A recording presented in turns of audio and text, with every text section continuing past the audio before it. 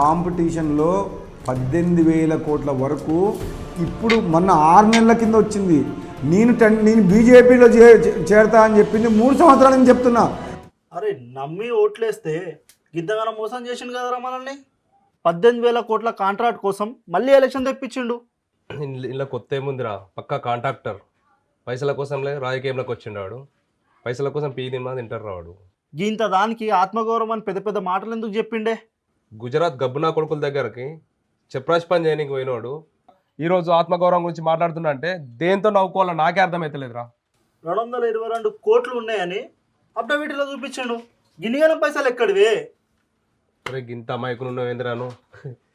నీరవ్ మోడీ, విజయ్ మాల్యా వీళ్ళ తర్వాత బ్యాంకు నుంచి అప్పెగొట్టిన దాంట్లో ఫస్ట్ మన కుమ్మరెడ్డి రాజగోపాల్ రెడ్డి ఉండట. ఇవన్నీ బయటకు రావద్దనే బీజేపీలోకి పోయిండట్రా. అమ్మా నిజమారా? ఒక్కటి కాదురా బాబు, 3-4 సంవత్సరాల నుంచి కాంగ్రెస్ పార్టీలు వండుకుంటా బీజేపీ వాళ్ళతోటి చీకటి వ్యవహారాలు నడిపిస్తుండే ఈ కోమటిరెడ్డి. అయితే మనోడు కోమటిరెడ్డి కాదు, కోవటిరెడ్డి. తెలంగాణకు బరాబర్ కోమటిరెడ్డేరా. కేసీఆర్ సార్ తెలంగాణ ఎంత డెవలప్ చేసిండ్రా. అది చూసి మోడీ, అమిత్ షాలకు కళ్ళు మండిపోతున్నాయిరా.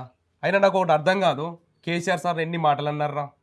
ప్రత్యేక రాష్ట్రం వస్తే తెలంగాణ గుడ్డిదైతే అన్నారు, అయిందా? కాలే కదా. వీళ్ళ గుద్ద మీద దాన్ని కేసీఆర్ సార్ 24 గంటలు కరెంట్ ఇస్తుండు. తెలంగాణ వస్తే ఎడారిగా మారుతా అన్నారు, అయిందా చెప్పు?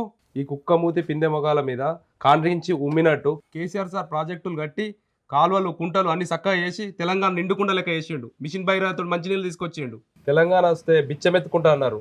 ఇప్పుడు ఏమైంది? దేశాన్నే తెలంగాణ దాస్తుంది కదా.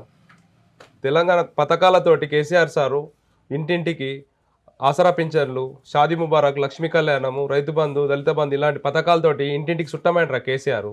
తెలంగాణ వస్తే వలసలతో ఊర్లన్నీ వలపోస్తాయన్నారు, కరువుకు కేంద్రంగా మారుద్దన్నారు ఈ శనిగాళ్ళు. ఈరోజు ఏమైంది? నా తెలంగాణ 1 కోటి ఎకరాల పచ్చటి మాగాణిగా మారింది. ఇలా తెలంగాణ పల్లెల్లో పని దొరుకుతుంది. ఆకలితో పస్తులుండే ముచ్చట్లేదు. కేవలం సినిమాలలో మాత్రమే అందంగా అనిపించే పల్లెటూర్లు కేసీఆర్ సార్ వచ్చిన తర్వాత నిజంగానే అందంగా మారిపోయినాయి. ఒకప్పుడు మన తెలంగాణ ఎట్లుండేదిరా, ఇప్పుడు ఎట్లుందిరా అది మనందరికీ తెలుసు. ఈ ఉప ఎన్నికల ఆ కోమటిరెడ్డి, రాజగోపాల్ రెడ్డిని తరిమి కొడదాం. బరాబర్రా, ఈ పని చేద్దాం.